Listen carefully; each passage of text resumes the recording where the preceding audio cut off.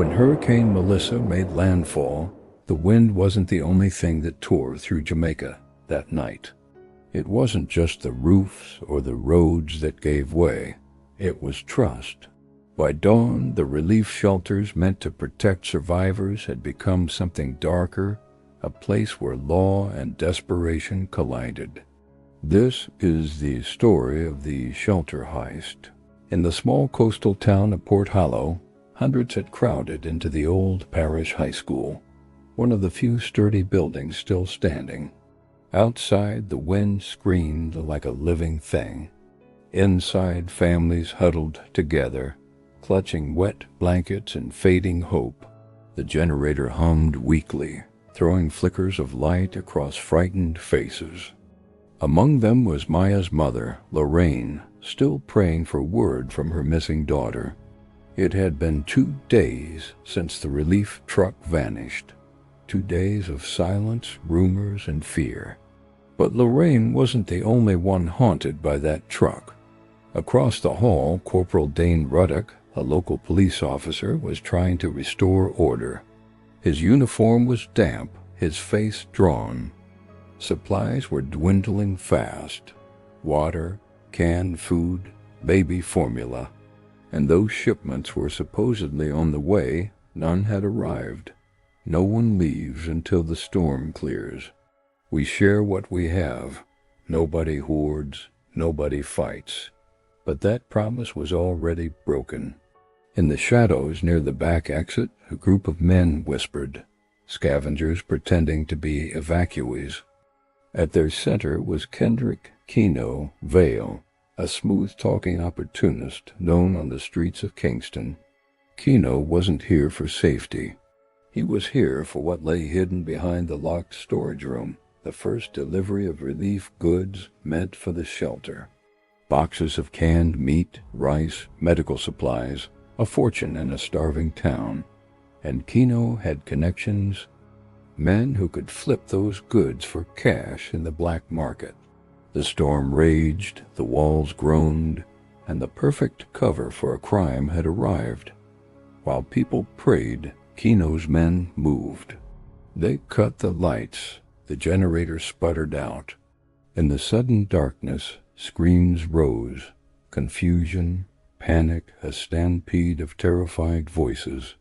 When the lights returned, the storage door was pried open.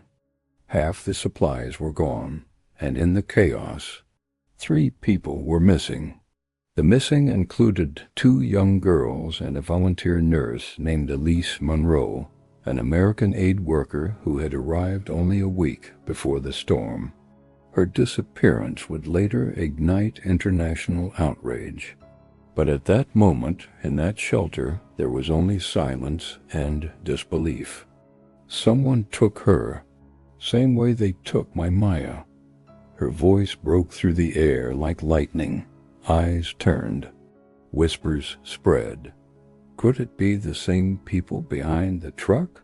Was there a link between the disappearances and the stolen relief goods? Corporal Ruddock knew the truth, or at least a piece of it. Weeks before the storm, a quiet investigation had begun into reports of human trafficking rings using disaster zones as cover, moving people under the guise of relocation. Now the pattern was unmistakable. Supplies were vanishing. So were people? Ruddock's gut told him Keno's gang was behind it. But in the lawless haze of a national disaster, evidence meant little, and survival meant everything. By nightfall, the rain eased, but tension inside the shelter only grew. A fight broke out over a loaf of bread. A woman fainted from hunger. And still, no word from the government convoy promised from Kingston. In the midst of the disorder, Ruddock cornered Keno by the stairwell. "You think I don't see what you're doing? I know you're kind, Keno. You'll use a hurricane as long as it lines your pocket. Careful, officer. You keep making noise and the storm might take you too. People disappear in weather like this." That night, Ruddock didn't sleep. He patrolled the halls with a flashlight and a prayer. Somewhere a baby cried. Somewhere else a generator kicked and died again. He felt the world unraveling, thread by thread. Then came the gunshot. The echo froze the room. When they found the source, one of the guards lay bleeding near the entrance. And behind him, tire tracks fresh in the mud. Keno and his men were gone. They'd taken the last working jeep, the stolen supplies, and the 3 missing women. Morning broke like a bruise over the island. The hurricane's winds had passed, but its aftermath was worse than anyone expected. Roads were gone, communication towers down, bridges washed away, and among the debris, the fragments of a deeper corruption began to surface. Lorraine clung to a single photo of Maya, now damp and faded. To her, the storm was no longer an act of nature. It was a mirror reflecting the greed and cruelty hiding behind human faces.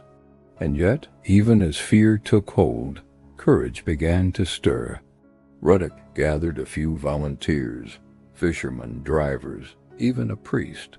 They called themselves the Relief Search Team, but what they were really forming was a resistance, a fight to find the missing, to expose the traffickers, and to restore what little justice was left. We may not have power, but we have truth, and we'll make them fear that more than any storm.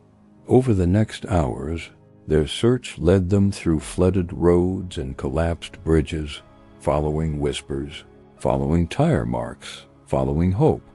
They discovered one of Keno's safe houses abandoned, but inside, evidence that chilled their blood. Identification cards, children's clothing, stacks of forged documents stamped with the same logo found on the missing relief truck. The name read, Harbor Aid International, an organization supposedly dedicated to disaster relief. But behind its glossy brochures lay something far darker, a trafficking front disguised as charity. And if the documents were real, the operation wasn't local. It stretched far beyond Jamaica to ports in Miami, Trinidad, and Panama.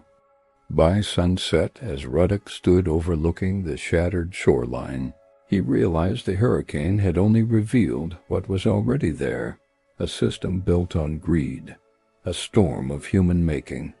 But the fight wasn't over, because one name kept reappearing in the files, one that connected the missing relief truck, the stolen goods, and the shelter kidnappings. It was a name Ruddock recognized. From within the government itself, the realization hit him like thunder. The storm outside had ended, but the one inside the system was just beginning. Ruddock said quietly to himself, if that name's real, then this goes higher than we ever thought. In disaster, humanity reveals its truest face. Some reach out to help, others to steal, and a few to fight back.